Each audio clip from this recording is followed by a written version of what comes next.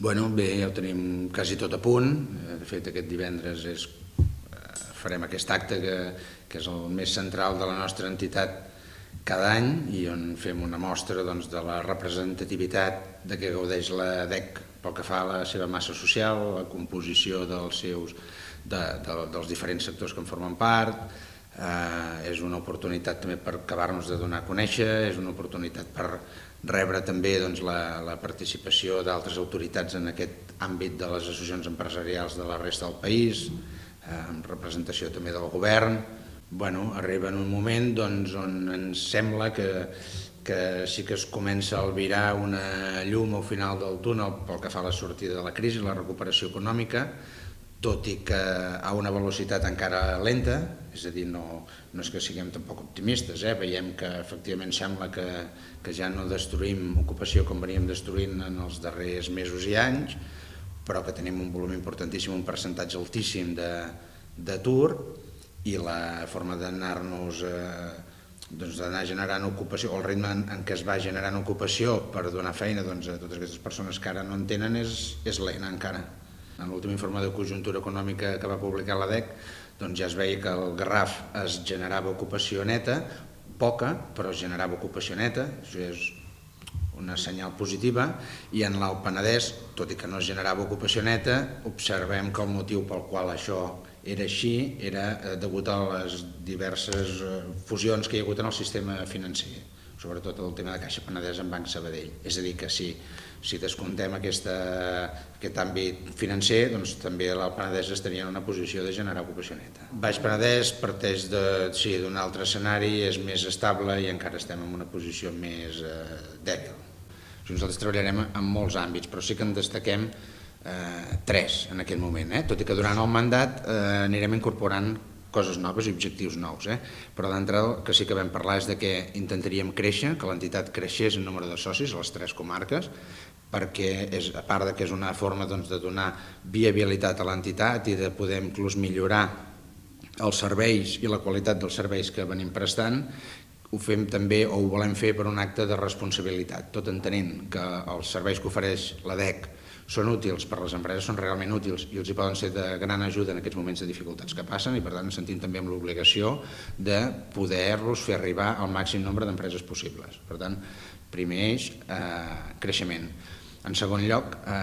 volem crear, de fet ja en la darrera reunió de Junta Directiva, que va ser la primera reunió de Junta Directiva, és a dir, la reunió directiva constitutiva d'aquest mandat, ja vam aprovar la creació de la figura del síndic de l'empresari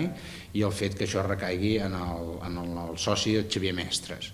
Aquesta és una figura que el que pretenem és que faci una mica de pont entre l'administració i les empreses per aquells aspectes que de vegades les empreses tenen dificultats per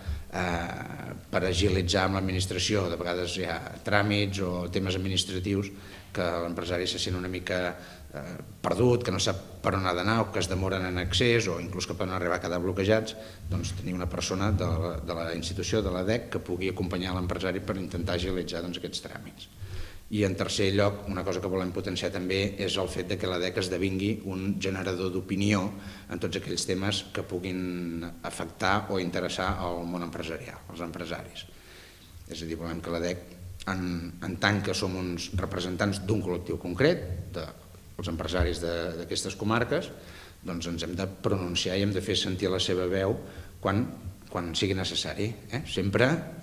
quan creiem que és interessant i necessari pels interessos dels nostres associats. I això és una feina que no serà fàcil, que amb els temps que ens venen pel davant serà especialment complicat, però que és quelcom que ja fan les patronals que podríem dir que ja tenen una trajectòria i un prestigi i una rellevància reconeguda. I la DEC és una entitat que en aquest mapa de les associacions empresarials a nivell de Catalunya ja està jugant en zona de Champions League, si ho posem en termes futbolístics, però ens falta això i creiem que tenim la capacitat de poder ser un agent generador d'opinió. No serà fàcil, però ens hi posarem i ho farem.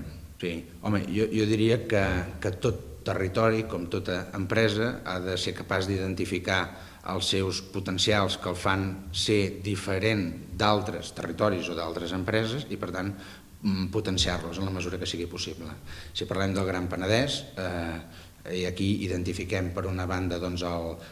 atractius turístics que té pel fet de ser comarca costanera, per tant hauríem de vetllar per extreure el màxim profit possible per la comarca aquest fet, l'atractiu turístic que té, per tant promoure el turisme. Per altra banda, també al Gran Penedès tenim un altre fet distintiu en relació a d'altres comarques, que és la potència del sector vitivinícola, i en aquest sentit també crec que hauríem de mimar-lo, cuidar-lo i, en la mesura que sigui possible, potenciar-lo. Crec que aquests dos sectors, el turisme i el sector vitivinícola, pel fet de ser una cosa que ja ens ve donada d'alguna forma, que podríem dir que no és mèrit dels que ara poden tenir participació en l'àmbit econòmic, sinó que ens ve donat, primer n'hem d'estar agraïts i després ho hem d'entendre que això és com un cert coixí des del punt de vista de l'activitat econòmica, que una mínima activitat econòmica aquests dos sectors sempre ens els donaran. Per tant, cuidar-los i de fet potenciar-los aquests i la resta. Sempre hi ha coses que es poden millorar, sempre es pot millorar la possibilitat del territori d'oferir grans superfícies industrials per poder acollir grans empreses. Hem d'intentar que vinguessin empreses, que no marxessin tantes, sinó que en vinguessin indústries. Nosaltres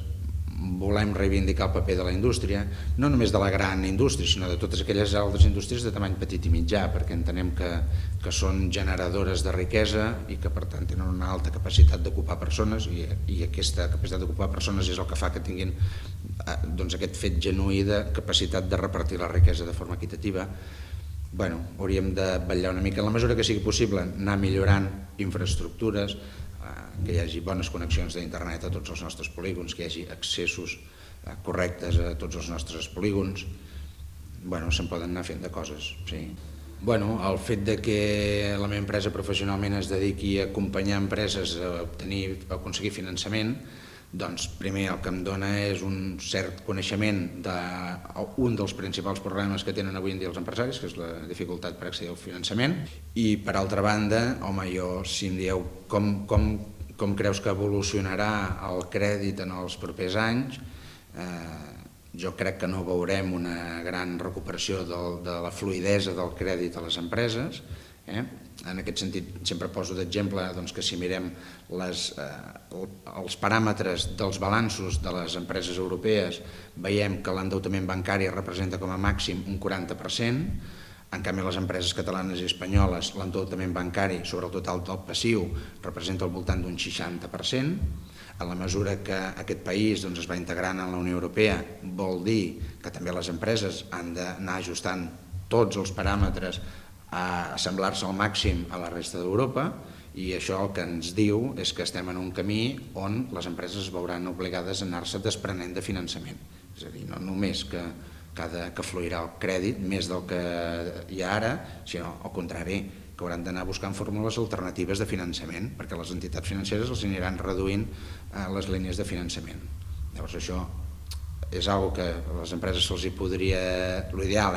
seria que les empreses diguessin bé, ja ho assumim això, deixeu-nos temps i ja ho anirem fent al llarg dels anys de buscar fórmules alternatives de finançament per anar substituint aquest crèdit bancari. Això com que no és així, sinó que el problema principal és la velocitat a la qual les empreses han de desprendre's de finançament, que no el marquen elles, sinó que el marquen les entitats financeres. Això és el que és, jo diria que especialment traumàtic i que posa en risc greu a moltes empreses.